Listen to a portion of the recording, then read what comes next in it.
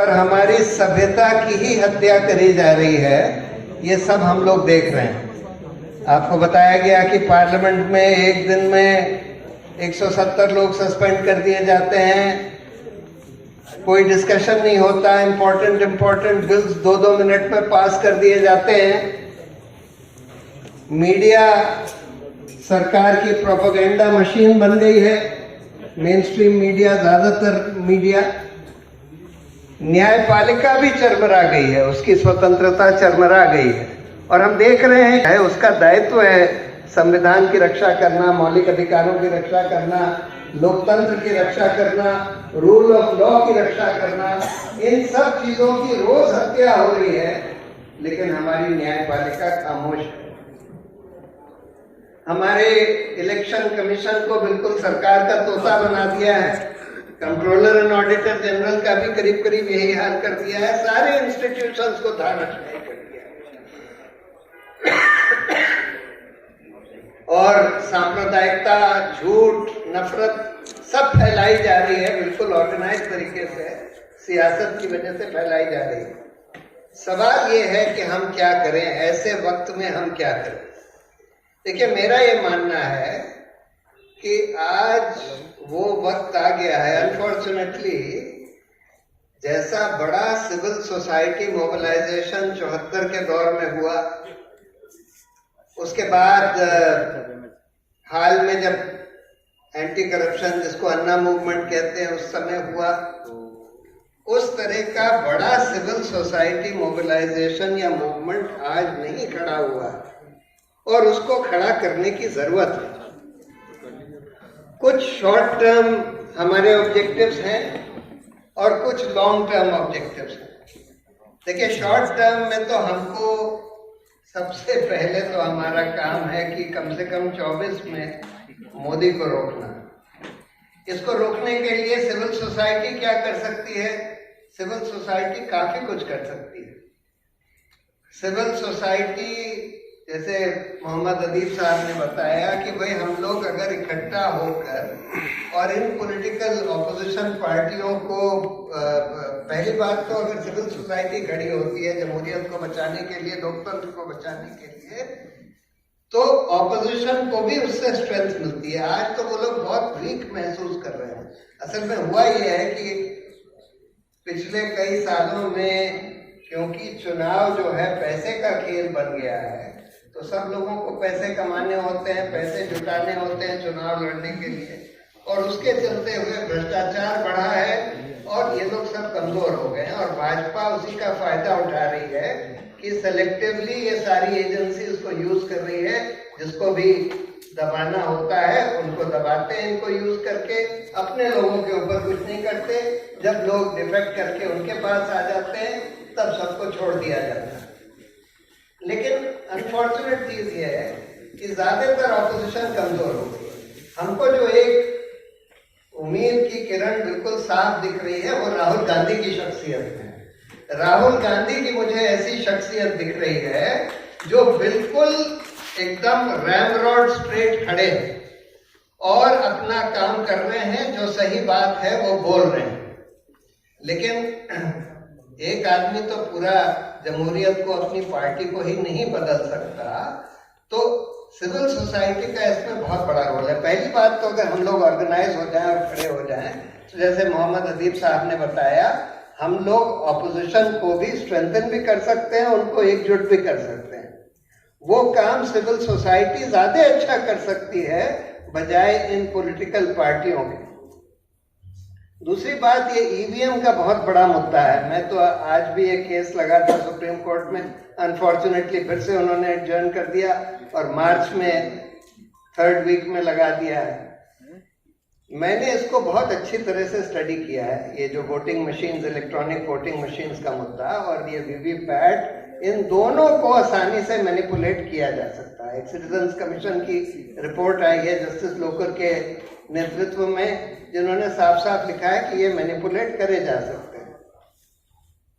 तो इसलिए ये बहुत जरूरी है कि ये ईवीएम कम से कम या तो हटाए जाएं और या फिर अगर ईवीएम रहते हैं तो वीवीपैट का डिजाइन चेंज किया जाए। अभी तो उसमें काला कांच लगा दिया है जिससे आप बाहर से अंदर नहीं देख सकते जब तक कि अंदर एक बल्ब नहीं जलता, और बल्ब 7 सेकंड के लिए जलता है, सिर्फ उतनी देर के लिए कि आप अपनी स्लिप देख लें कि आपकी स्लिप प्रिंट हो गई, लेकिन उसके बाद स्लिप कट के गिरती हुई नहीं दिखती आपको।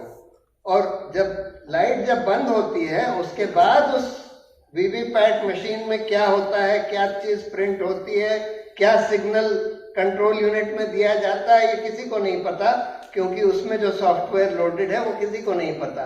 ये सब भारत की जो कंपनियां हैं, भारत इलेक्ट्रॉनिक्स और सरकारी कंपनियां, इलेक्ट्रॉनिक कॉरपोरेशन, उनके हाथ में है ये चिप का जो डिजाइन है और उसमें सॉफ्टवेयर जो पड़ी हुई है। तो इसलिए हमको एक बड़ा आंदोलन, ये भी एक शॉर्ट टर्म जरूरत है, एक आंदोलन खड़ा हो रहा है, बड़ी तेजी से फैल रहा है कि ईवीएम हटाओ लोकतंत्र बचाओ। उस आंदोलन में हमको शरीक होना चाहिए, उसमें अपनी मदद करनी चाहिए।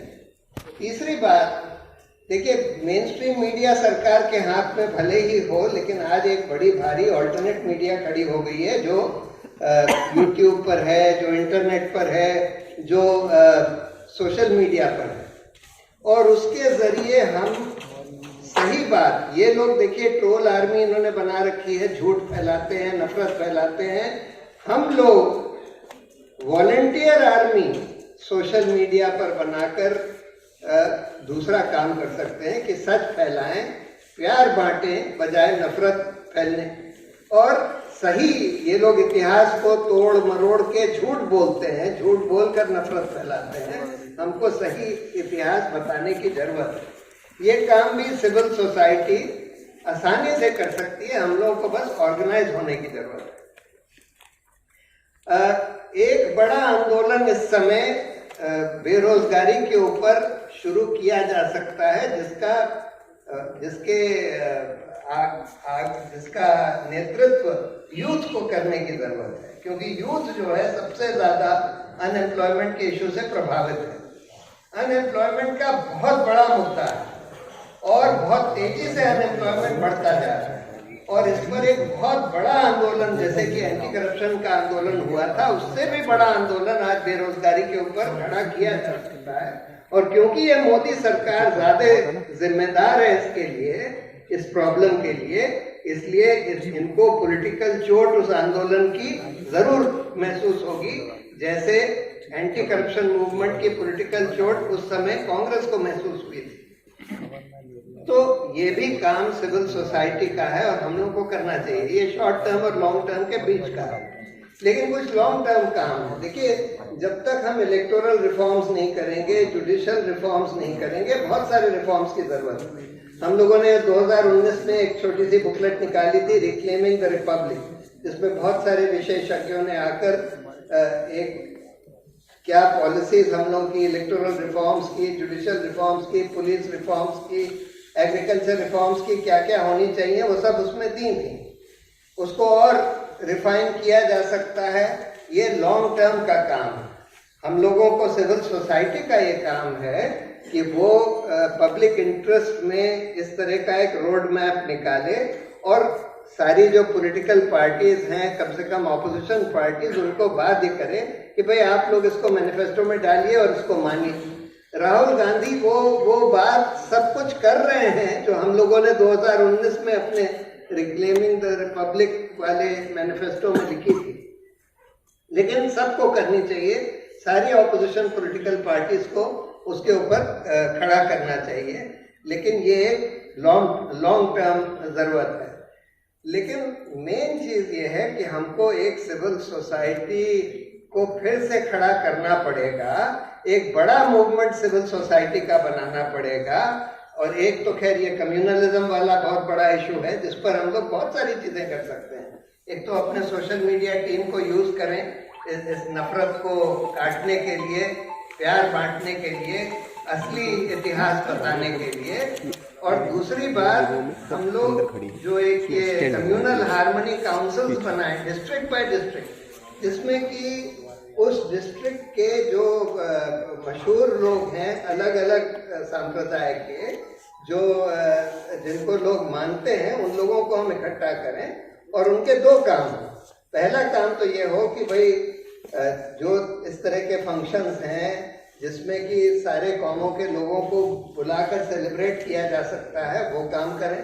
दूसरी बात, जहाँ जहाँ उनको दिखे कि भाई कोई दंगा करने वाले लोग कुछ कर रहे हैं, कुछ प्लानिंग कर रहे हैं या उन्होंने कुछ किया है, तो उस पर सबसे पहले तो लोगों को और पुलिस को आगाह करें और उसके बाद फिर उनके खिलाफ FIRs फाइल करें, उनका प्रोसिक्यूशन वगैरह करवाएं जिन्होंने दंगा करवाया है।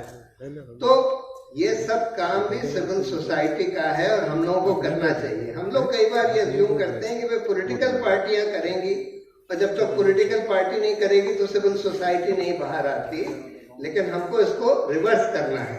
सिविल सोसाइटी को इसके आगे रहना है और पॉलिटिकल पार्टियां आप देखेंगे कि पीछे पीछे आएंगे, क्योंकि वो अभी बहुत कमजोर हो चुके हैं। जब हम लोग बहुत सारे reforms, electoral reform, judicial reforms वगैरह जब हम लोग करवा लेंगे, तब हो सकता है एक बार फिर से हमारी जो पॉलिटी है वो स्ट्रेंथन हो और पॉलिटिकल पार्टियां भी स्ट्रेंथन हो जाए। तो लेकिन बॉटम लाइन यही है कि हम लोगों को मिलकर, ऑर्गेनाइज होकर एक बड़ा सिविल सोसाइटी, एक नहीं मतलब कई बड़े सिविल सोसाइटी मूवमेंट्स इस देश में खड़े करने हैं और वो कैंपेन्स करनी है जिनका मैंने उदाहरण दिया। बहुत बहुत धन्यवाद। मुझे अनफॉर्चुनेटली कहीं जाना है।